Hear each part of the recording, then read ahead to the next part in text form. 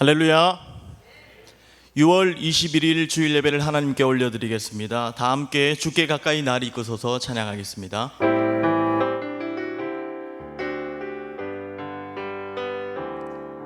주께 가까이 날이 이끄소서 간절히 주님만을 원합니다. 채워주소서 주의 사랑을 진정한 찬양 드릴 수 있도록 한 번 더 찬양합니다. 주께 가까이 날이 이끄소서 간절히 주님만을 원합니다. 채워주소서 주의 사랑을 진정한 찬양 드릴 수 있도록 목마른 나의 영혼 주를 부르니 나의 맘 만져 주소서. 주님만을 원합니다. 더 원합니다. 나의 맘 만져 주소. 목마른 나의 영혼 주를 부르니 나의 맘 만져 주소서. 주님만을 원합니다. 더 원합니다. 나의 맘 만져 주소서. 다 함께 자리에서 일어나셔서 주기도문 찬양하겠습니다.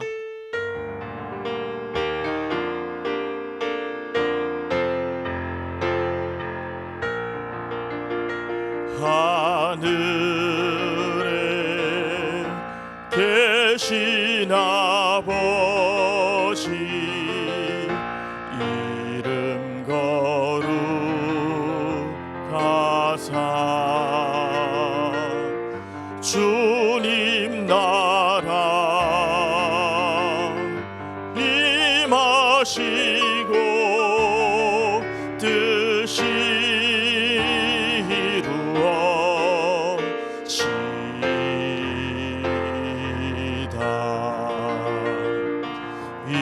일용할 양식 주시고 우리들의 큰 죄 다 용서하옵시고 또 시험에 들게 마시고 악에서 구원하소서. 대개 주의 나라 주의 권세 주의 영광 영원히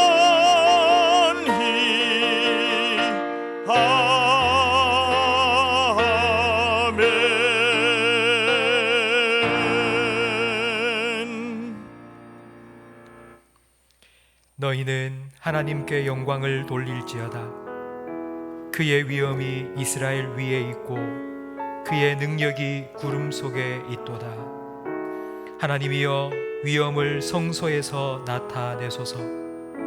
이스라엘의 하나님은 그의 백성에게 힘과 능력을 주시나니 하나님을 찬송할지어다. 아멘. 하나님 아버지 감사합니다. 영원하신 하나님께서 우리의 예배를 받으시기 위하여 우리가 속한 시간과 이 공간 속에 내려와 좌정하여 주심을 감사합니다. 아멘. 주님 부르심을 받고 이 자리에 선 우리 모든 성도들의 심령을 주의 성령으로 온전히 주장하여 주옵소서. 아멘. 우리와 함께 계시는 하나님 바라보고 하나님께서 우리에게 허락하실 영원한 사랑과 무궁한 은혜에 접속되어서 영원한 천국의 기쁨을 맛보는 복된 예배자들이 되게 하옵소서. 아멘. 예수님 이름으로 기도합니다. 아멘.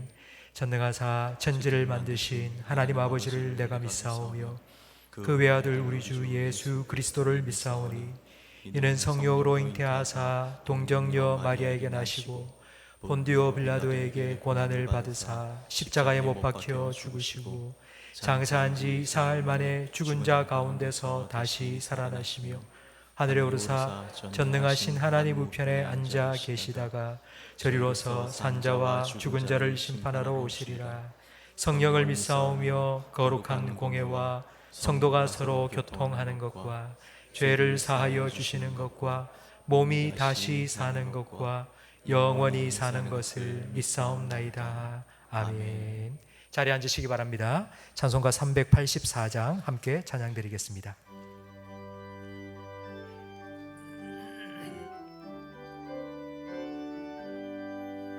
나의 갈 길 다가도록 예수 인도하시니 내 주 안에 있는 길 어찌 심하리요. 믿음으로 사는 자는 하늘 위로 받겠네. 무슨 일을 만나든지 만사 형통하리라. 무슨 일을 만나든지 만사 형통하리라. 나의 갈 길 나가도록 예수 인도하시니 어려운 일 당한 때도 족한 은혜 주시네. 난 심히 고단하고 영혼 매우 가난하. 나의 앞에 반석에서 샘물 나게 하시네. 나의 앞에 반석에서 샘물 나게 하시네. 나의 갈 길 다가도록 예수 인도하시니 그의 사랑 어찌 큰지 말로 할 수 없도다. 성령 감화 받은 영혼 하늘 날아갈 때에 영영 부를 나의 찬송 예수 인도하셨네. 영영 부를 나의 찬송 예수 인도하셨네. 아멘. 마음을 아파야 함께 기도하실 때에 지난 한 주간 우리에게 베푸신 하나님 은혜에 감사 기도를 드리겠습니다. 주님 부름 받고 이 자리에 섰습니다.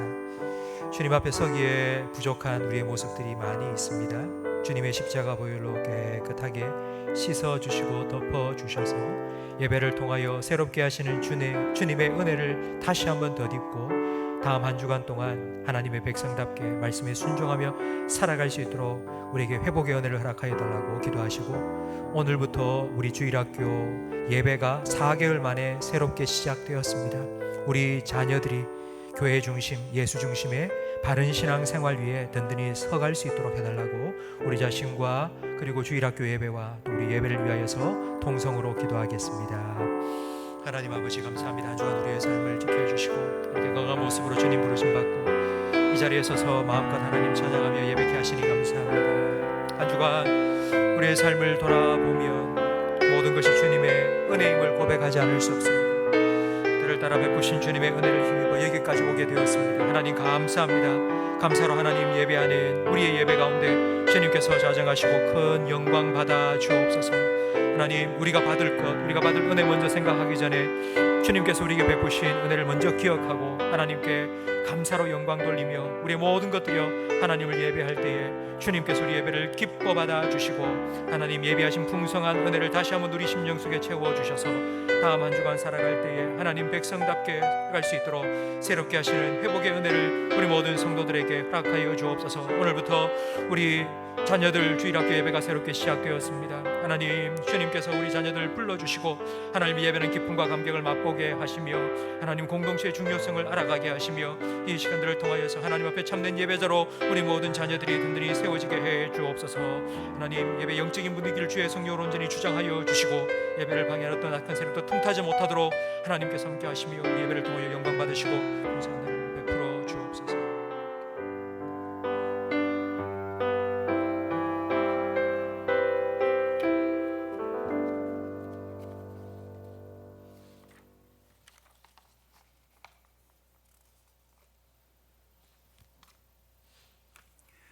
천지 만물을 말씀으로 창조하시고 지금도 살아계셔서 역사하시는 거룩한 하나님 아버지, 주님의 사랑과 은혜에 감사와 찬양과 영광을 올려드립니다.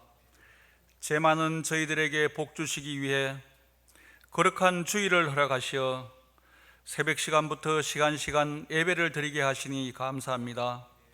이 자리에 임재하셔서 주님 홀로 영광 받아 주시옵소서. 지나간 한 주간을 돌아보면 분주복잡하고 근심되는 일도 많았지만 순간순간 하나님의 인도하심으로 우리 자신과 가족들을 지켜주심을 감사합니다. 그러나 하나님 뜻대로 살지 못하였고 아둔한 인간의 좁은 소견으로 내 이익만 추구하고 이웃을 배려하지 못하는 하나님의 영광을 가리는 삶을 살았음을 고백합니다. 회개하오니 용서하여 주시옵소서. 가족들이나 이웃 간의 갈등으로 경제적 어려움으로 고통받는 성도들이 있습니까? 힘들고 어렵더라도 세상의 방법을 찾지 말고 주 안에서 예수님께서 몸소 행하신 사랑으로 해결할 수 있는 성숙된 믿음을 허락하여 주시옵소서.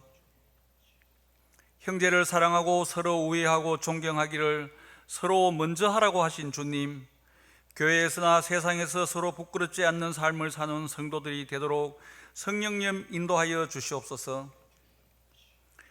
코로나19 바이러스가 다시 확산되어 세계 온 나라와 백성들이 두려워하고 있습니다. 국제 교육이 막히고 경제가 마비되며 모든 일상이 정상으로 돌아가지 못하고 감염의 염려와 공포로 불안한 하루하루를 보내고 있습니다. 더 이상 귀한 생명을 잃지 않도록 하루빨리 효과적인 치료제를 개발하게 하옵소서. 방역에 최선을 다하는 관계 공무원과 봉사자들과 한 목숨이라도 더 살리려고 자신을 돌보지 않고 헌신하는 의료진을 위로하시고 그들의 건강을 지켜주시옵소서. 노약자들과 가난하고 소외된 자들을 살펴주시며 소상공인들과 자영업자들의 어려운 형편을 지켜주시고 다시 일어설 수 있도록 힘을 주시옵소서. 저희들의 기도를 외면하시지 않는 하나님, 이 어려운 상황이 속히 지나가도록 기도하는 성도들이 되게 하옵소서. 자비로우신 하나님, 이 나라를 지켜주시옵소서. 코로나19로 경제적, 외교적 어려운 가운데 북한과의 관계가 악화되고 있습니다. 북한은 그들의 목적을 위하여 물불을 가리지 않고 있는데 우리 정치인들은 진정한 국민을 위한 안보 정책을 하지 못하고 있습니다. 북한 지하에서 목숨 걸고 신앙을 지키는 믿음의 형제 자매들이 우리와 함께 주님을 마음껏 찬양하고 예배할 수 있도록 하루빨리 평화 통일을 이루어 주시옵소서. 정치인들에게 하나님의 섭리로 정치를 하게 하시고 슬기롭게 지혜롭게 지혜를 허락하여 국론이 통일되며 잘 헤쳐나갈 수 있도록 은혜를 내려 주시옵소서. 우리 교회는 코로나19 바이러스에 대한 방역 규칙을 철저하게 지키며 3부로 나누어 예배를 드리며 영상 예배를 함께 드리고 있습니다. 감염의 불안 가운데 주님을 사모하는 마음으로 예배를 드리기 위하여 최선을 다하고 있사오니 교회와 성도들에게 감염으로부터 안전을 지켜주시옵소서. 오늘부터 주일학교 예배를 드렸습니다. 오랫동안 코로나19로 인하여 예배 드리지 못하였지만 첫 예배 드리게 됨을 감사드립니다. 주님께서 안전을 지켜주시옵소서. 예배 드리는 주일 학생들에게 성령님의 감동으로 큰 은혜를 받는 시간이 되게 하시고 학부모들에게는 주께서 공급하시는 평안을 주시옵소서. 교육자들과 교사들에게 이들 지도를 잘 할 수 있도록 크신 은혜를 베풀어 주시옵소서. 영아부부터 청년과 장년에 이르기까지 말씀으로 잘 양육되어 하나님의 은혜로 양육받는 교회, 사람을 살리고 키우고 고치는 사명을 감당하는 교회와 성도가 되도록 인도하옵소서. 병안으로 입원한 성도와 원로하신 성도님들을 살펴 이루하시고 치료의 광선을 발하여 완쾌되게 하시며 그들의 간절한 기도를 들어 응답하소서. 군복무 중이나 외국에서 유학 중이나 외지에서 공부하는 학생과 청년들이 새로운 환경, 새로운 생활을 할 때에 주님께서 함께 하시고 어디를 가서 무엇을 하든지 일거수일투족을 지켜주시고 믿음을 잃지 않도록 인도하옵소서. 이들을 위해 기도하는 부모님의 기도를 응답하옵소서.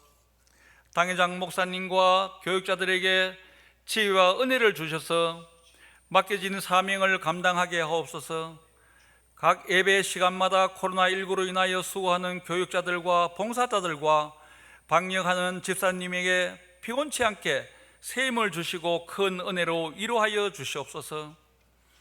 오직 말씀만 들고 낯선 외국에서 헌신하는 최요셉 금동철 선교사님과 가족들과 사역지를 코로나19로부터 지켜주시고 주님의 신령한 은혜와 위로를 경험하게 하시며 15분의 협력 선교사님과 세계 곳곳에서 복음을 전하는 선교사님들에게 주님의 크신 능력이 나타나게 하시옵소서. 우리 교회가 돕고 있는 25곳의 자매교회가 코로나19로 인하여 어렵게 운영되고 있습니다. 이들을 목회자와 성도들을 위로하시고 신령한 은혜를 베풀어 주시옵소서. 말씀을 전하시는 사자 목사님에게 넘치는 은혜를 부어 주시길 원합니다. 말씀의 대언자로서 부족함이 없도록 늘 성령의 충만함을 함께하사 저희들에게 신령한 영의 양식을 공급할 때에 저희들의 인생의 지표가 되게 하옵소서. 하나님의 풍성하신 은혜가 우리 교회에 늘 머물게 하시며 성도들이 영혼의 안식을 기쁨으로 누리게 하옵소서. 홀로 영광 받는 귀한 예배가 되게 하옵소서. 예수님의 이름으로 기도드립니다. 아멘.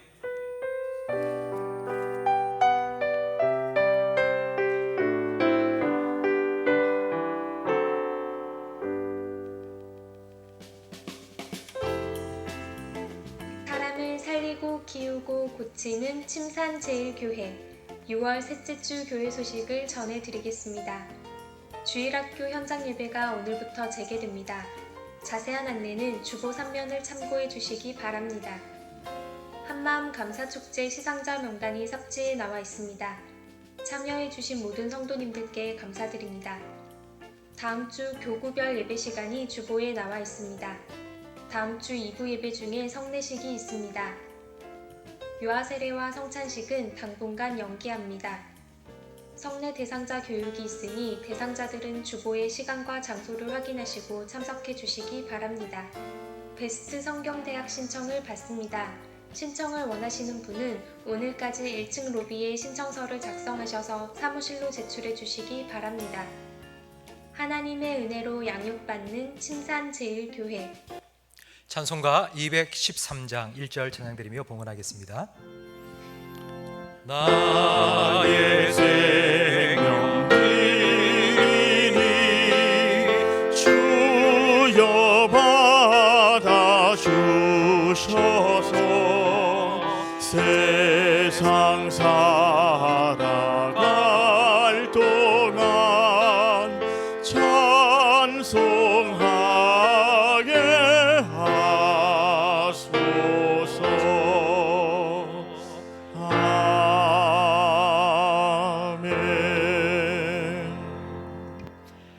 하나님 아버지 감사합니다.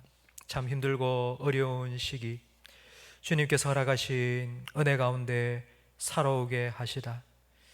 또 우리에게 복 주시기 위하여 정한 주일날 우리를 부르셔서 주님 앞에 함께 모여 마음껏 찬양하며 예배할 수 있도록 크신 은혜 베풀어 주심을 감사합니다. 수고하고 무거운 짐진 자들아 다 내게로 오라고 우리를 불러주신 주님, 이 자리에 고개 숙인 우리 모든 성도들에게 주님께서 약속하신 참된 위로와 평안과 안식을 허락하여 주옵소서. 오늘부터 4개월 만에 우리 주일학교 자녀들 함께 모여 예배를 드리기 시작했습니다. 하나님, 우리 자녀들이 교회 중심, 예수 중심의 바른 신앙 안에서 든든히 세워지게 해 주옵소서. 안전하고 은혜로운 예배가 계속될 수 있도록 주님께서 우리 자녀들 한 명 한 명을 눈동자와 같이 지켜 주옵소서. 우리 교회뿐만 아니라 한국에 있는 많은 교회들이 현장 예배를 재개하며 하나님께 영광 돌리고 있사오니 계속하여서 이렇게 하나님께 영광 돌릴 수 있도록 주님께서 교회들을 지켜 주옵소서. 남과 북의 긴장이 고조되고 있습니다. 하나님, 간절히 바라옵는 것은 사람이 오판하지 않게 하시고 사람이 실수하지 않도록 주님께서 남과 북 사이에 간섭하여 주시고 주관하여 주옵소서. 기도의 파수꾼으로 세우신 우리 한국교회와 성도들의 기도에 하나님 응답하시고 주님의 평강으로 이 나라를 다스려 주옵소서. 다시는 이 땅 가운데 전쟁의 참화가 일어나지 아니하도록 주님께서 지켜 주옵소서. 하나님, 부활주일날 우리 교회에 159명의 태신자를 품게 하시니 감사합니다. 우리 모든 성도들이 함께 기도하며 사람을 살리고 키우고 고치는 생명사역을 감당해 나가므로 하나님, 영적으로 육적으로 죽음의 바이러스가 가득한 이 세상 가운데 세상의 등불을 밝히는 귀한 교회로 주님께 쓰임받게 하옵소서. 갑작스러운 무더위가 찾아와서 우리 연로하신 성도님들과 병약하신 성도님들 많이 고생하고 있사오니 지치지 아니하도록 주님께서 그들에게 새 힘을 허락하여 주옵소서. 지난달 공동의회로 새롭게 피택된 우리 일꾼들 2달 동안 매주 이틀 3시간씩 교육을 받고 있습니다. 하나님, 지치지 않도록 주님께서 새 힘을 허락하여 주시고 이 시간을 통하여서 주님께 충성된 그러한 귀한 일꾼들로 잘 준비되게 해 주옵소서. 우리 교회에 많은 청년들이 있습니다. 하나님, 청년들에게 은혜를 베푸사 그들의 앞길에 진학의 문을, 그리고 취업의 문을, 그리고 결혼의 문을 활짝 열어 주옵소서. 하나님의 말씀을 함께 나누기 원합니다. 성령님, 지혜와 계시의 영으로 이 시간 역사하셔서 오늘 내게 주시는 하나님의 음성 듣게 하시고 그 말씀에 순종하며 다음 한 주간 살아갈 때에 말씀 가운데 찾아오셔서 역사하시는 하나님을 매일매일 경험하며 살아가게 하옵소서. 예수님 이름으로 축복하며 기도합니다. 아멘.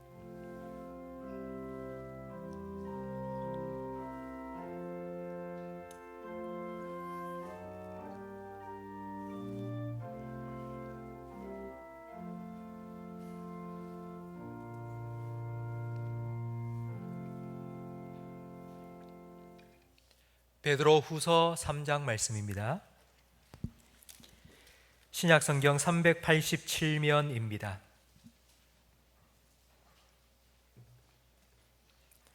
신약성경 387면 베드로 후서 3장 14절부터 18절까지 저와 성도님들 한 절씩 번갈아 가며 읽겠습니다.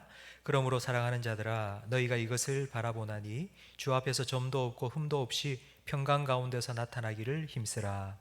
또 우리 주의 오래 참으심이 구원이 될 줄로 여기라. 우리가 사랑하는 형제 바울도 그 받은 지혜대로 너희에게 이같이 썼고 또 그 모든 편지에도 이런 일에 관하여 말하였으되 그 중에 알기 어려운 것이 더러 있으니 무식한 자들과 굳세지 못한 자들이 다른 성경과 같이 그것도 억지로 풀다가 스스로 멸망에 이르느니라. 그러므로 사랑하는 자들아, 너희가 이것을 미리 알았은즉 무법한 자들의 미혹에 이끌려 너희가 굳센 데서 떨어질까 삼가라. 함께 읽습니다. 오직 우리 주 곧 구주 예수 그리스도의 은혜와 그를 아는 지식에서 자라가라. 영광이 이제와 영원한 날까지 그에게 있을지어다. 아멘. 우리 좌우에 계신 분과 인사 나눌 때에 손가락 하트, 사랑합니다, 축복합니다, 두 주먹 불 건지고 힘 내세요. 예. 힘내세요, 여러분. 우리 지난주에 하나님의 시간표에 대해서 우리가 함께 말씀을 나누었습니다. 재림이 왜 이렇게 늦어지나 성도들은 생각하면서 하나님이 늦장 부리신다고 생각했습니다. 그러나 베드로는 하나님이 늦장 부리시는 게 아니라 하나님이 기다리신다고 말씀했습니다. 하나님께서 기다리시는 두 가지 이유, 혹시 여러분 기억하십니까? 두 가지 이유가, 첫 번째는 앞에 나와 있는데요, 택한 영혼들이 다 구원받도록, 그리고 두 번째는 구원받은 우리 성도들이 성숙하도록. 그래서 하나님께서는 우리에게 시간을 주신 겁니다. 기다리고 계십니다. 성숙을 이루어갈 우리 성도들에게 베드로는 오늘 마지막 권면을 하고 있습니다. 시경이라는 책에 보면 이런 말이 있습니다. 행백리자 반어구십. 행백리자 반어구십. 이게 무슨 뜻인고 하니, 백리를 가고자 하는 자는 90리를 절반으로 여기라 라는 뜻입니다. 100리의 절반은 50리입니다. 그런데 50리가 절반이 아니라 90리를 절반으로 여기라고요. 이 말의 뜻은 마지막 10리가 절반만큼 중요하다는 의미입니다. 시작이 반이라는 것 우리가 많이 들어서 알고 있는데, 시작이 반일 뿐만 아니라 마무리도 반입니다. 마무리가 정말 중요합니다. 끝까지 잘 마치지 못하면 그동안 90리 달려온 것도 아무 소용이 없어집니다. 그래서 베드로는 끝까지 파이팅! 힘내서 마무리를 잘 하라고 우리에게 오늘 본문에 4가지 권면을 하고 있습니다. 먼저 14절 말씀, 우리 성경을 보면서 다시 읽겠습니다. 그러므로 사랑하는 자들아, 너희가 이것을 바라보나니 주 앞에서 점도 없고 흠도 없이 평강 가운데서 나타나기를 힘쓰라. 아멘. 우리에게 너희가 이것을 바라보고 있다고 말합니다. 이것을 바라보고 있다. 그럼 우리가 뭘 바라보고 있다는 말일까요? 13절에 보니 무엇을 바라보고 있는지 나와 있는데, 우리는 그의 약속대로 의가 있는 곳인 새 하늘과 새 땅을 바라보는 사람들입니다. 우리를 위하여 준비해 놓으신 새 하늘과 새 땅을 바라보는 성도 여러분, 이 땅의 것은 이제 마지막 때가 되면 다 불에 불살라져 한 줌의 재로 사라져버리고 말 겁니다. 그것 바라보고 살지 말고 새하늘과 새 땅을 바라보라고 우리에게 말씀합니다. 이 바라본다는 말은 그냥 힐끗 한번 본다 이런 뜻이 아니고 주목한다는 말입니다. 그리고 우리의 시선을 거기에 고정시킨다는 말입니다. 베드로는 우리 성도들을 나그네라고 말했습니다. 여행객과 같습니다. 여러분, 여행을 가보셨으면 다 아시죠? 너무 거기가 좋아서 나 여기서 그냥 살란다, 그리고 거기서 집 하나 구입해서 거기에 사는 사람 없습니다. 여행 갔다가 다시 돌아갈 집이 있으니까 그냥 여행 가서 그냥 즐기다가 다시 집으로 돌아옵니다. 이와 마찬가지로 이 땅이 아니라 주님께서 우리를 예비해 놓으신 우리 영혼이 돌아갈 영혼의 고향인 새하늘과 새 땅을 바라보고 그 바라보는 그 땅을 향해서 힘쓰고 달려가라고 우리에게 말씀하고 있습니다. 어떻게 해야 되느냐? 14절 말씀해 보니 주 앞에서 점도 없고 흠도 없이 평강 가운데서 나타나기를 힘쓰라고 말합니다. 여러분, 점도 없고 흠도 없다라는 이 표현이 성경 66권 중에서 가장 많이 나오는 성경책이 어디일까요? 점도 없고 흠도 없다는 표현이 66권 중에 가장 많이 나오는 성경책은 어디일까요?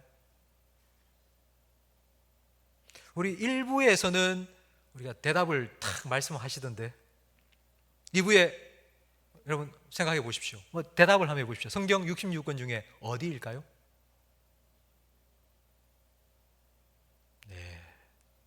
제가 가르쳐 드릴게요. 레위기입니다. 레위기. 레위기는 제사에 관해서 기록된 책입니다. 근데 거기에 왜 점도 없고 흠도 없다는 표현이 많이 나와 있는가 하니, 하나님께 제사를 드릴 때에 제물을 가지고 오는데 그 제물에 기준이 있습니다. 그 제물은 뭣도 없고 뭣도 없어야 된다고요? 흠도 없고 점도 없는 제물을 하나님께 드려야 된다라고 레위기에는 계속해서 말하고 있습니다. 흠도 없고 점도 없는 제물을 하나님께 드린다, 이걸 딱 한마디로 하면 저를 따라 하시기 바랍니다. 하나님께 최고를 드려라. 뭐를 드리라고요? 최고.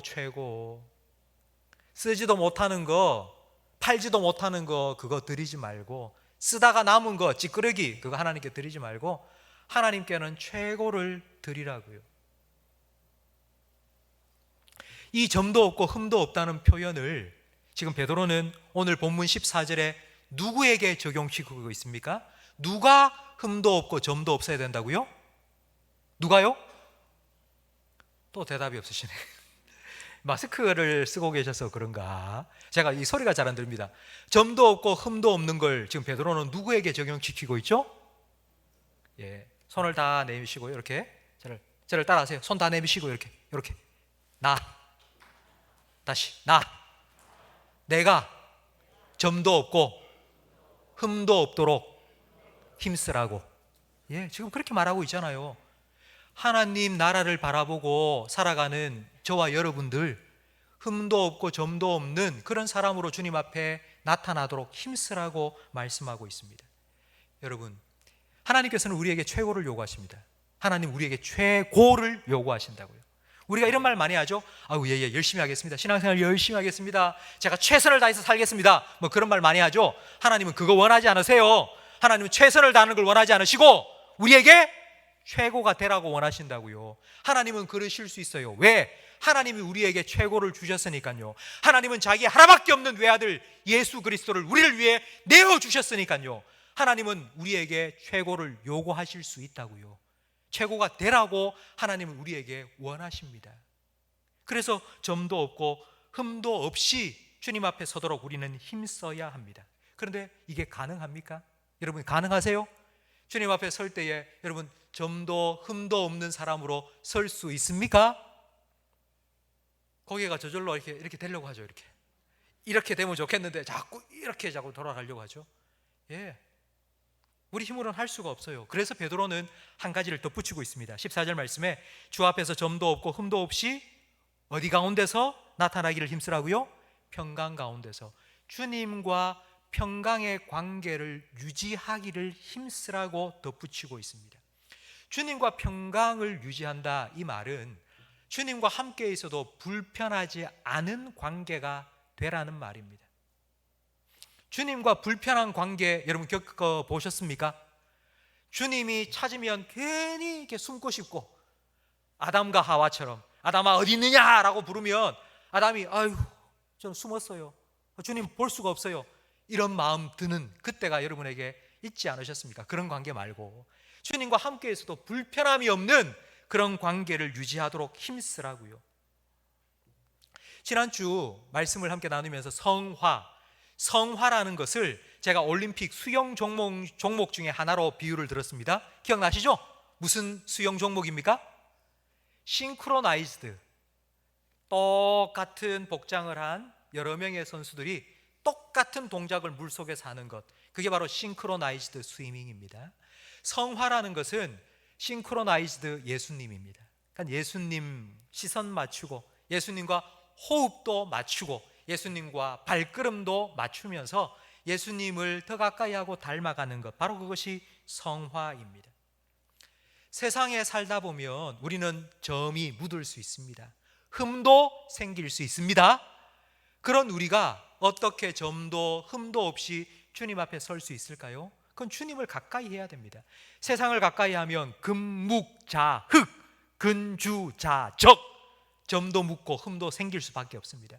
주님을 가까이 하며 주님을 더 가까이 하기 위해서 기도하고 말씀 묵상하고 여러분처럼 지금 예배드리면서 주님 가까이 하기를 힘쓰면 우리는 주님처럼 흠도 점도 없는 거룩한 사람으로 조금씩 변하게 됩니다. 바로 이것이 성화입니다. 여러분, 우리가 주님 앞에 설 그날, 주님께서 재림하시는 그날 언젠가 우리에게 올 겁니다. 근데 그날까지 아무것도 아니고 안 하고 그냥 감나무에 입적 벌리고 앉아서 뚝 떨어지도록 기다리지 말고요, 그냥 그날이 올 거니까 기다리면 되겠지, 그렇게 생각하지 마시고 여러분, 그 날을 향해서, 그 주님을 향해서 달려가셔야 돼요. 자전거 타실 줄 아시죠? 자전거 탔다고 한번 생각해 보세요. 자전거 가만히 있으면 어떻게 됩니까? 여러분, 자전거의 페달에 발을 딱 올리고 가만히 서 있으면 어떻게 됩니까? 넘어집니다. 안 넘어지기 위해서는 열심히 페달을 밟아야 됩니다. 달려가야 됩니다. 앞을 향하여 나아가야 됩니다. 나아가야지 쓰러지지 않습니다. 그래서 베드로는 끝까지 마무리를 잘 하도록 달려가라고, 힘쓰라고, 그렇게 해야지 주님 앞에 점도 흠도 없는 사람으로 거룩한 그리스도인으로 설 수 있다고 우리에게 첫 번째 권면을 합니다. 그리고 두 번째 권면은 15절 말씀에 나와 있는데, 우리 화면을 보면서 우리 15절 말씀을 함께 읽겠습니다. 또 우리 주의 오래 참으심이 구원이 될 줄로 여기라. 아멘. 자, 첫 번째 베드로가 14절에 명령은 힘쓰라입니다. 두 번째 명령은 뭐 하라고요? 여기라고. 주님의 오래 참음이 우리의 구원이 된다고 기억하라고 우리에게 권면하고 있습니다. 베드로는 자기의 경험을 가지고 우리에게 이런 권면을 하고 있습니다. 예수님께서는 고기 낚는 베드로를 사람을 낚는 어부가 되게 하리라 하고 불러주셨습니다. 그런데 베드로가 사람을 낚는 어부가 되기까지 오랜 시간이 걸렸습니다. 그 시간 동안 예수님은 참고 기다려 주셨습니다. 베드로가 얼마나 많은 실수를 하고 실패를 했는지 모릅니다. 그때마다 예수님께서는 베드로 옆에 서서 가르쳐 주셨어요. 때로는 격려해 주셨어요. 책망도 하셨어요. 그리고 물속에 빠져들어가는 베드로 손을 내밀어서 붙들어 주시고 다시 건져 주셨습니다. 주님께서 잡히시기 전날 밤, 베드로야, 네가 3번, 오늘 밤, 이 밤이 지나기 전 네가 3번 나를 부인할 거야 라고 예고하셨죠. 그리고는 예수님께서 베드로에게 이렇게 말씀하셨습니다. 누가복음 22장 32절 말씀을 함께 읽겠습니다. 그러나 내가 너를 위하여 이 믿음이 떨어지지 않기를 기도하였노니 너는 돌이킨 후에 내 형제를 굳게 하라. 아멘. 성도 여러분, 베드로를 위해서 예수님께서 기도하신 것처럼 지금도 예수님께서 여러분을 위하여서 기도하고 계심을 믿으시기 바랍니다. 너무 힘들어요 지금. 근데 주님께서 우리가 지쳐 쓰러지지 않도록 지금도 우리를 위해서 기도하고 계신다고요. 그제 금요일 날 한 성도님 전화를 받았습니다. 그분은 중국에서 공장에서 만든 걸 이제 가지고 와서, 그리고 이제 한국에 이렇게 나누어 드리고, 그리고 한국에서 판매하고 하는 그런 일을 하시는 분이에요. 그런데 중국에서 코로나가 터지면서 모든 게 올 스톱 됐습니다. 얼마나 힘들었겠습니까? 그 3개월 동안 자기하고 같은 업종에 일하는 사람이 얼마 전에 스스로 목숨을 끊는 그런 극단적 선택을 했다고 말씀하시더라고요. 나도 그만큼 힘들었다고. 그런데 내가 버티고 견딜 수 있었던 건 기도하고 말씀 보고 예배드리면서 하나님께 주시는 힘을 얻어서 내가 지금 견디고 있다고, 지금 조금씩 나아지고 있다고, 그래서 얼마나 감사한지 모른다고 그렇게 전화 통화를 한참 했습니다. 여러분, 예수님께서 기다려 주신다? 그건 그냥 시간이 지나면 다 잘 될 거야, 알아서 하겠지, 이렇게 방치해 둔다는 뜻이 아닙니다. 예수님께서는 지금도 여러분을 위해서 기도하고 계세요. 여러분 쓰러지지 않도록, 넘어지지 않도록 지켜보고 계시고, 넘어지면 다가오셔서 또 붙잡아 주시고 일으켜 주시고 격려해 주시고 끝까지 달려갈 수 있도록 주님께서 우리와 함께 하심을 여러분 믿으시기 바랍니다. 우리가 믿는 예수님, 그런 예수님이에요.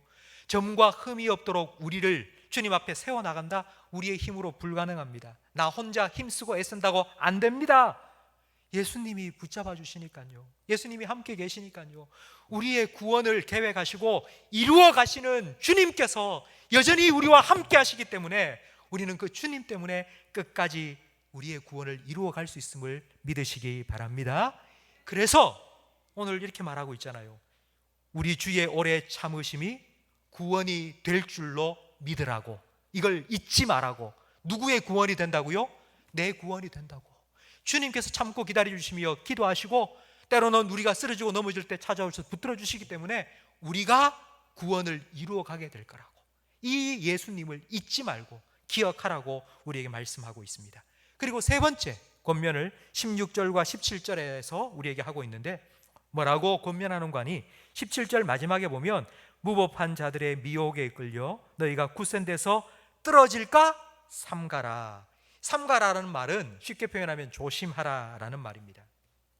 여러분, 주님의 오래 참고 기다리심을 우리가 잘 이해하고 우리도 기다려야 되는데 우리가 기다리지 못하고 우리 시간표에 맞추다 보니 자꾸 조급한 마음이 들어요. 빨리 하나님 기도했는데 왜 응답이 안 됩니까?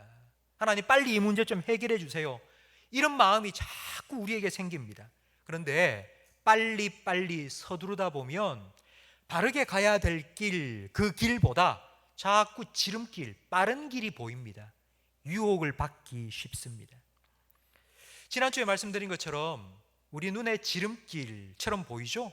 그러나 그 길 들어섰다가 훨씬 더 둘러서 훨씬 더 오래 걸릴 수밖에 없습니다.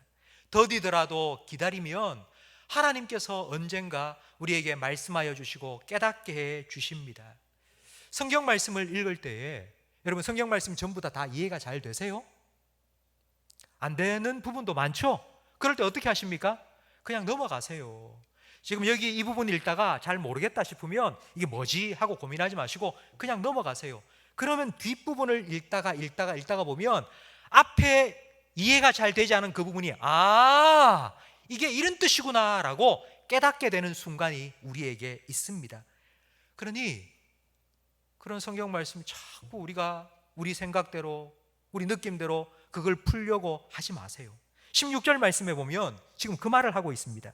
또 그 모든 편지에도 이런 일에 관하여 말하였으되 그 중에 알기 어려운 것이 들어있으니 성경 말씀 속에 알기 어려운 게 들어있다고요. 그런데 이걸 무식한 자들과 굳세지 못한 자들이 다른 성경과 같이 그것도 어떻게 푼다고요?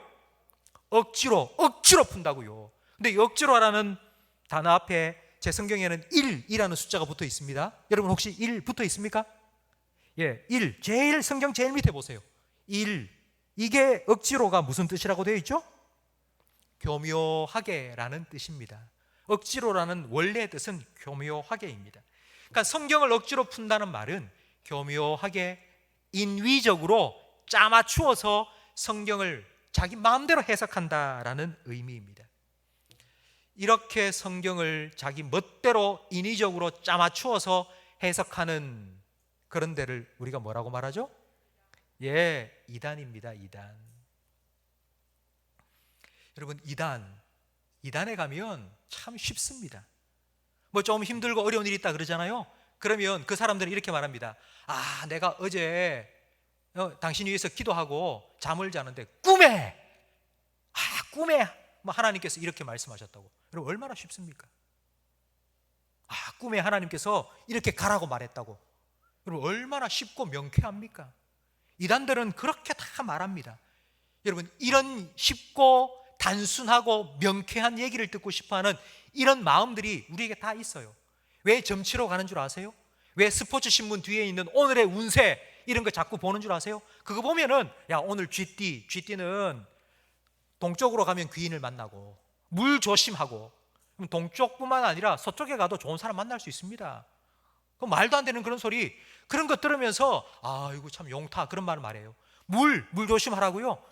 우리는 늘 물하고 같이 삽니다. 아침에 일어나면 세수하고 그리고 물 한 잔 마시다가 갑자기 살에 걸려서 이러다 이거 오늘 물 조심하라 했는데 용하다 그런 얘기하고 있고 그냥 쉽고 편한 얘기 듣고 싶은 마음이 우리에게 있다고요. 그런데 여러분 하나님께서 우리에게 안 가르쳐 주시는 이유가 있어요. 알 필요가 없으니까요. 하나님 앞에 물어보고 하나님 기다리면 하나님께서 가르쳐 주시는 때가 있다고요. 그런데 안 가르쳐 주시는 걸 굳이 그거 알겠다고 꼬치꼬치 캐묻고 이걸 어떻게 풀까 저걸 어떻게 풀까 여기 가서 기웃 저기 가서 기웃 그거 하지 말라고, 그거 삼가라고, 그거 조심하라고 우리에게 권면하고 있습니다. 제가 오래전에 중국 단기 선교를 간 적이 있습니다. 성도님들과 함께 한 달 동안 기도 준비하고, 그리고 월요일 날 이제 공항에 가서 비행기를 타려고 하는데 비행기가 문제가 생겼어요. 연착이 됐는데 몇 시간 연착되다 보니까 비행기가 늦게 도착함으로 인해서 다음 날 출발해야 될 버스도 놓친 거예요. 그래서 꼬박 하루를 그냥 날려버렸습니다. 같이 기도하며 준비했던 그 선교 대원들 중에 이런 말을 하시는 거예요. 아이고, 오늘 우리 가는 게 하나님 뜻이 아닌가, 뭐 기도가 부족해서 그런가, 이런 얘기를 자꾸 하는 거예요. 과연 그럴까요? 하루가 늦어져서 그 다음 날 아침에 버스를 타고 이제 산골 선교지로 이제 쭉 올라가는데 그 전날 폭우가 쏟아져서 산사태가 여기저기 일어난 거예요. 그래서 도로가 많이 유실되어 있었어요. 그거 복구하는 공사를 막 하는 거예요. 겨우 복구된 곳에 우리는 겨우겨우 올라간 거예요. 만약 비행기가 정확한 시간에 떠서 정확한 시간에 예정한 버스를 타고 갔다면 중간에 오도 가도 못하고 산사태에 막혀가지고 버스 안에서 꼬박 하루를 지낼 수밖에 없었을 겁니다. 그때는 왜 이렇지? 왜 비행기가 제대 시간에 안 뜨지? 왜 하루가 늦어졌지? 이런 생각을 할 수밖에 없습니다. 그런데 어떤 사람은 아이고, 기도 안 해가지고 그렇지, 뭔가 잘못한 게 있어서 그렇지, 뭐 죄진 게 있어서 그렇지, 하나님 뜻이 아닌가 보지, 이런 얘기를 그냥 스스럼 없이 하는 거예요. 여러분, 그런 말 하지 마세요. 시간이 지나면 하나님께서 가르쳐 준다고요. 알려주신다고요. 그때 되면 우리 입에서 어떤 말이 튀어나오는 줄 아세요? 여러분, 저는 여러분이 이런 기쁨의 감탄을 날마다 하며 살아가기를 축복합니다. 여러분, 기다리세요. 하나님 바라보시고 하나님 가르쳐주실 때에 여러분 이렇게 기뻐하며 하나님께 감사할 수 있을 겁니다. 그래서 삼가하라고요. 하나님께서 여러분에게 가르쳐주실 때까지. 그리고 마지막 네 번째 권면이 18절 말씀에 나오는데, 우리 18절 말씀을 화면을 보면서 함께 읽겠습니다. 오직 우리 주 곧 구주 예수 그리스도의 은혜와 그를 아는 지식에서 자라가라. 아멘. 자라간다는 말은 성화입니다.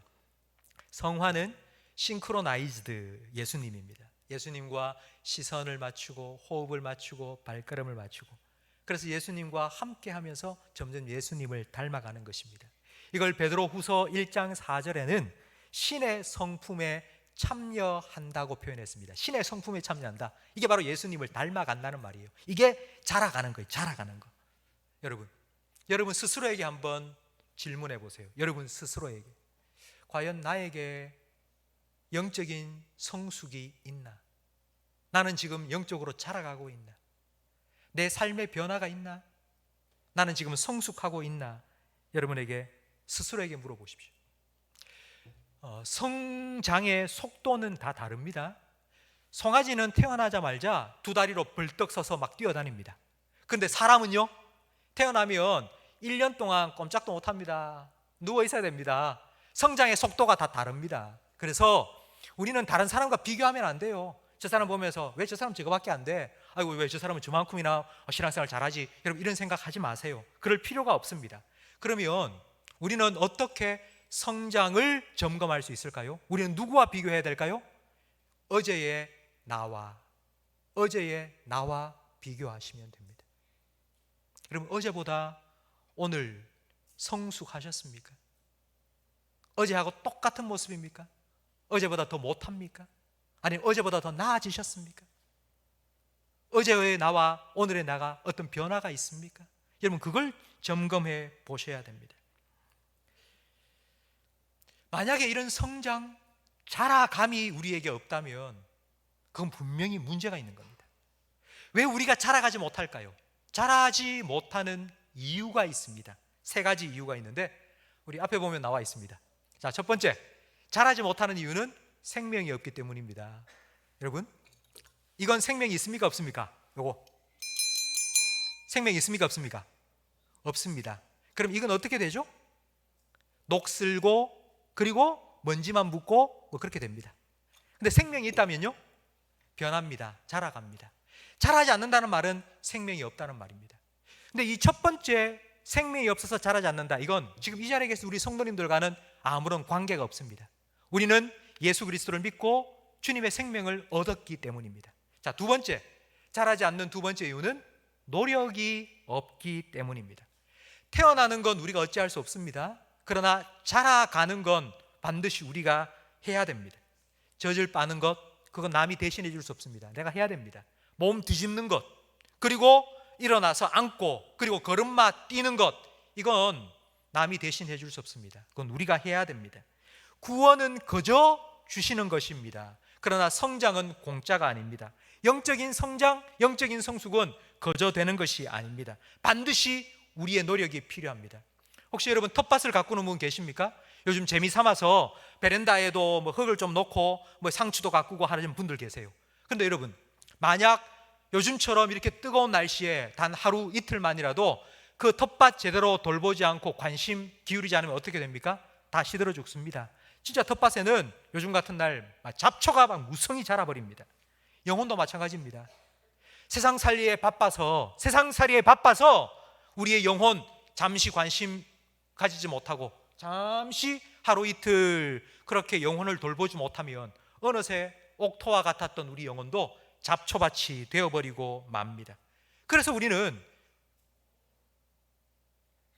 힘쓰고 애써야 됩니다.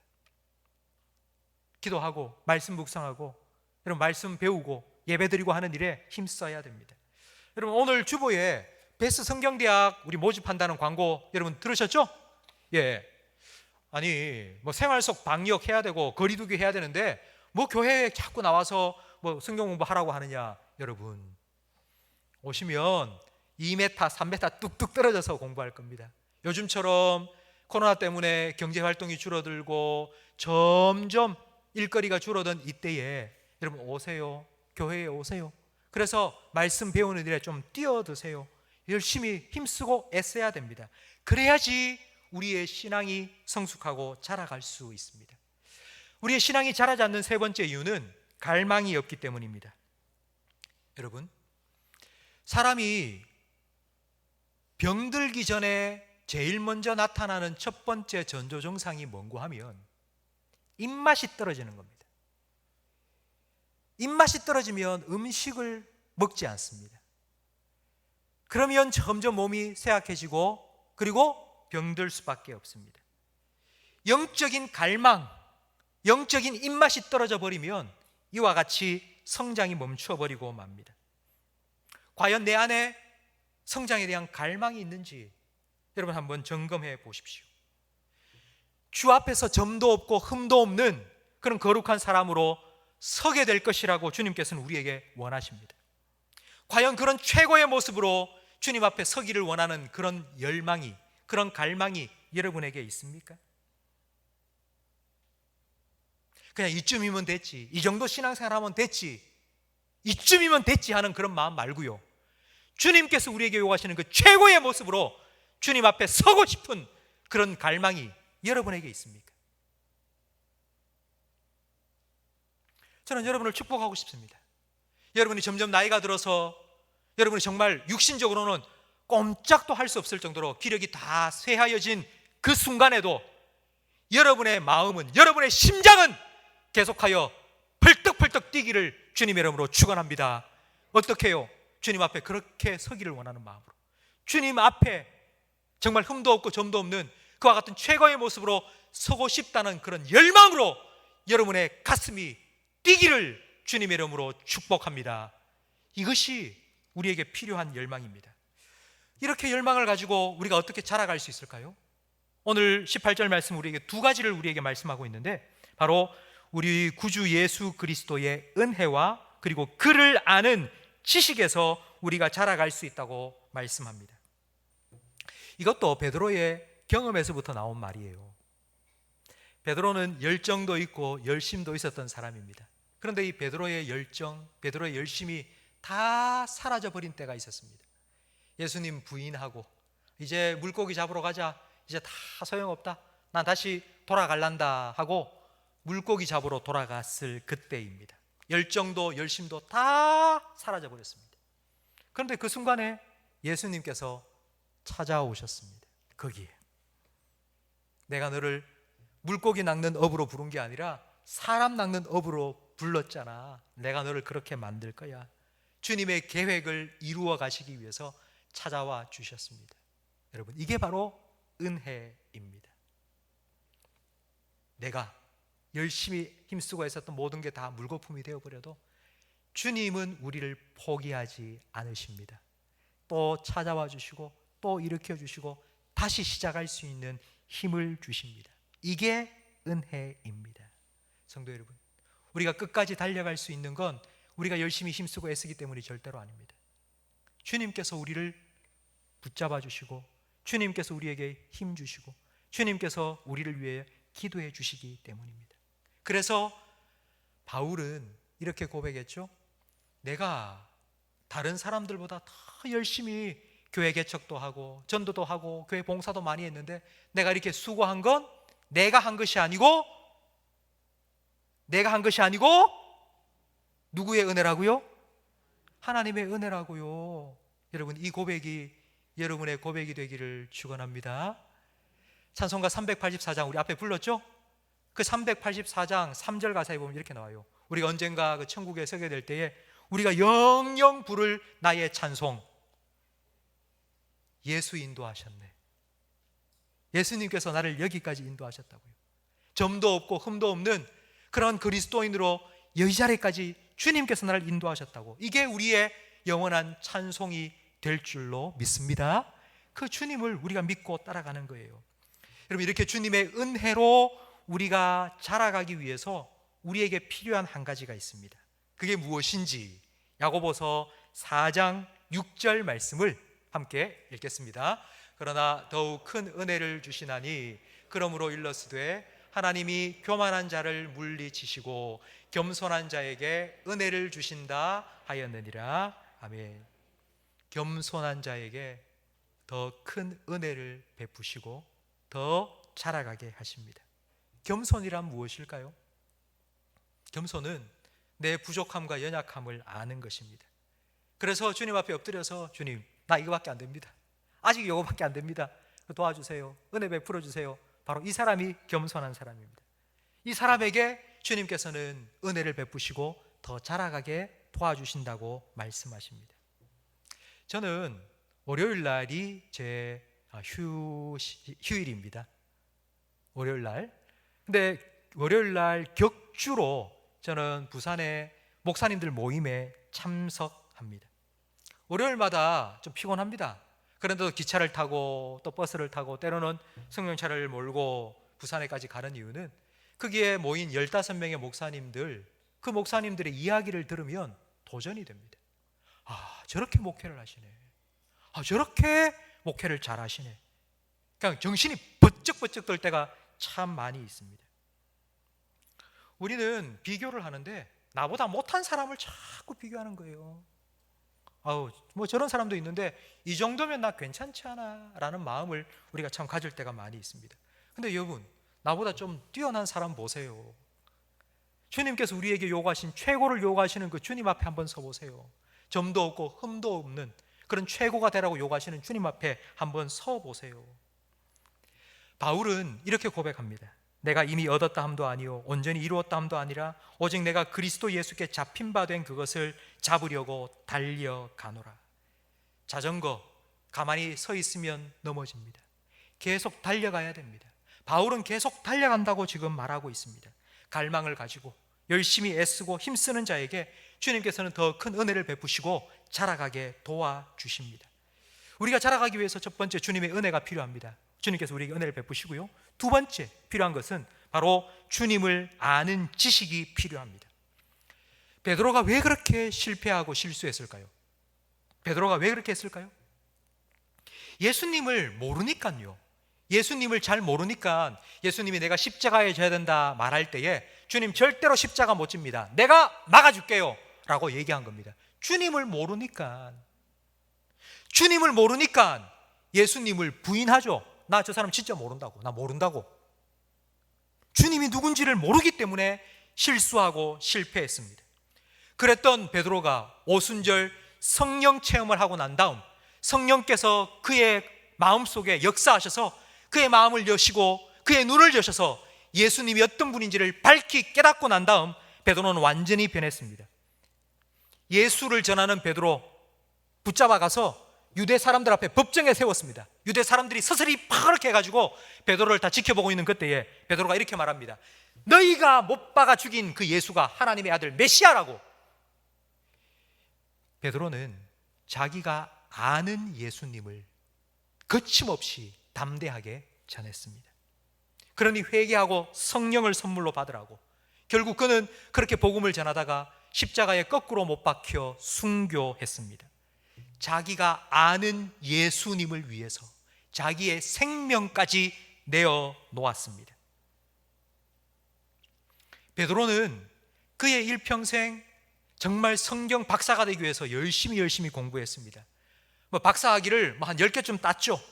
그런데 이렇게 말합니다.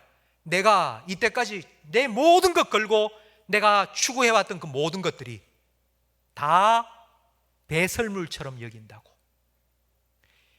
예수님을 아는 지식이 얼마나 귀한 것인지 깨닫고 나니까 내가 이때까지 쌓아왔던 그 모든 상아탑, 금자탑 다 배설물처럼 여겨버린다고. 그 소년 다윗은 어떻게 골리앗 앞에 뛰어갈 수 있었습니까? 다니엘의 세 친구는 7배나 뜨거운 풀무불 앞에서 두려워 떨지 않고 담대하게 그래도 하나님께서 나를 구원하실 것이라고 외칠 수 있었습니까? 하나님을 알기 때문에, 예수님을 알기 때문에요. 예수님을 아는 지식이 있으니까 그의 삶이 담대한 거예요. 믿음이 있으니까.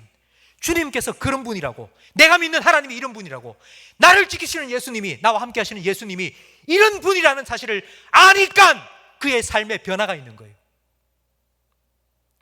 그것이 바로 믿음으로 살아가는 것입니다. 성도 여러분, 예수님을 더 알아가기를 축원합니다. 여러분은 살아가는 날 동안 주님을 더 깊이 경험하고 체험하고 살아가시기를 축원합니다. 예수님을 더 알아갈수록 예수님을 더 사랑하고, 예수님을 사랑하면 사랑할수록 예수님하고 더 가까이 있고 싶고, 예수님과 더 가까이 하면 가까이 할수록 예수님을 더 닮아가는 신앙의 성숙, 자라남이 여러분의 평생에 끊임없이 나타나기를 주님의 이름으로 축복합니다. 베드로후서는 베드로의 유언입니다. 유언. 베드로는 유언과 같은 베드로후서를 쓰면서 자기의 삶을 돌아봤습니다. 주님 앞에 설 그날이 가까웠음을 이제 깨닫고 자기의 삶을 돌아보면서 참 나도 정말 실수와 실패가 많았던 인간인데 예수님께서 기다려주시고 참아주시면서 사람 낚는 어부가 되게 하리라 하신 그 주님의 첫 계획을 이렇게 완성시켰다고 성도들 앞에 자기의 삶을 지금 내세우고 있는 겁니다. 그러면서 성도들에게 이렇게 얘기하고 있어요. 그 예수님께서 여러분도 끝까지 붙들어 주실 거라고. 여러분, 그래서 오늘 설교 제목이 끝까지 파이팅입니다. 여러분, 저를 한번 따라 하시기 바랍니다. 주님과 함께 끝까지 파이팅! 끝까지 파이팅 하십시오. 마라톤 선수가 42.195km 달리는 중에 최소 2번 이상 4점을 경험한다고 합니다. 4점이라는 말은 진짜 죽을 만큼 힘든 순간이에요. 진짜 죽겠다 싶은 순간이에요. 그 2번 이상 경험한답니다. 육체적으로는 완전히 탈진되어서 한 걸음도 내디딜 수 없는 순간이 찾아온다고요. 근데 어떻게 그 4점을 극복하는가 하면 결승점 골인하고 시상대 위에 서서 금메달을 목에 탁 걸 자기의 모습을 상상하는 거예요. 그래, 참자, 견디자, 다시 일어나자. 성도 여러분, 우리에게도 그런 소망이 있습니다. 그런 기대가 있습니다. 주님께서 다시 이 땅에 오시는 그날, 주님 앞에 흠도 없고 점도 없는 주님을 닮은 그리스도인으로 저와 여러분을 주님 앞에 세워주실 줄 믿습니다. 여러분, 그거 갈망하세요. 그 순간을 갈망하세요. 그래, 나도 달려가야지. 주님 앞에 설 그날까지 나도 달려가야지. 이 땅에 한 줌의 재가 되어 사라져버릴 이 땅의 것에 여러분 주목하지 마시고, 새하늘과 새 땅, 우리를 위하여 예배두신 그 영원한 우리의 영혼의 고향인 천국을 바라보십시오. 때로는 베드로처럼 실패하고 실수할 때도 있을 것입니다. 그러나 주님께서 그때마다 함께 해주시고 찾아와 주시고 붙들어 주시고 일으켜 주시고 또 기도해 주시고 다시 새 힘을 허락하여 주실 것입니다. 우리 자신 보고 실망하고 포기하지 마세요. 주님 끝까지 바라보고 주님과 함께 끝까지 파이팅 하시기를 주님의 이름으로 축원합니다. 오늘 말씀을 생각하시면서 우리 찬송가 384장 3절, 우리 영원히 부를 우리의 찬송 제목, 감사 제목, 우리 함께 찬양하도록 하겠습니다. 나의 갈 길 다 가도록 예수 인도하시니.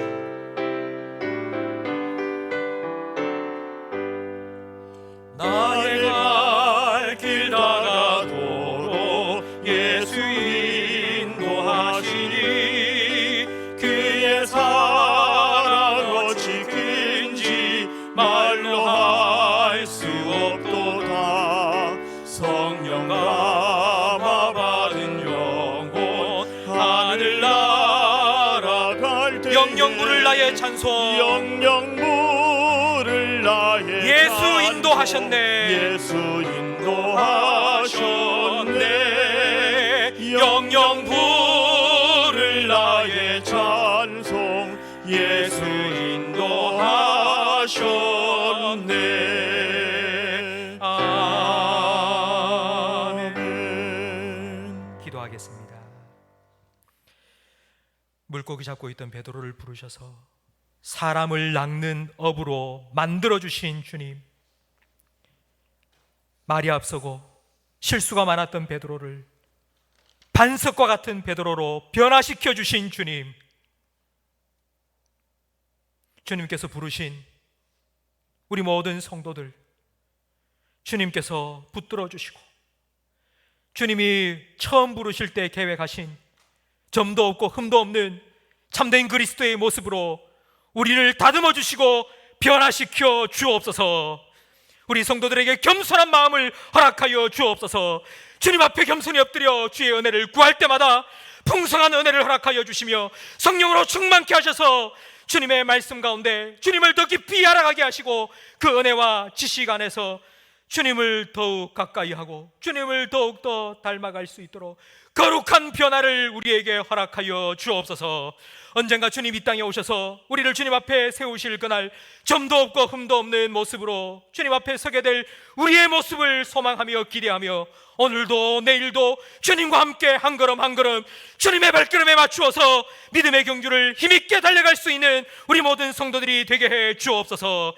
하나님, 이 과정이 우리에게 힘든 시간이 아니라 주님을 조금씩 더 닮아가며 변화되어가는 우리의 모습을 보는 기쁨이 있는 그와 같은 복된 시간이 되게 해 주옵소서.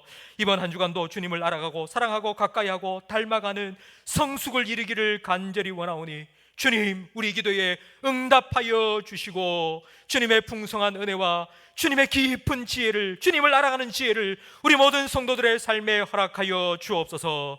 그렇게 우리 안에 구원을 시작하시고 끝까지 이루실 예수님 이름으로 간절히 축복하며 기도합니다. 아멘.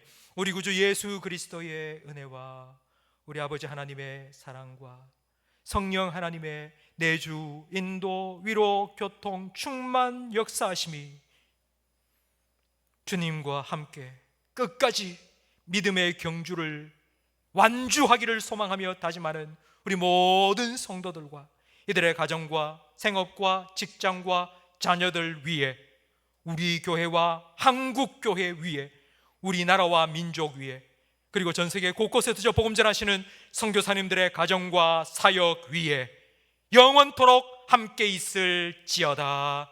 아멘.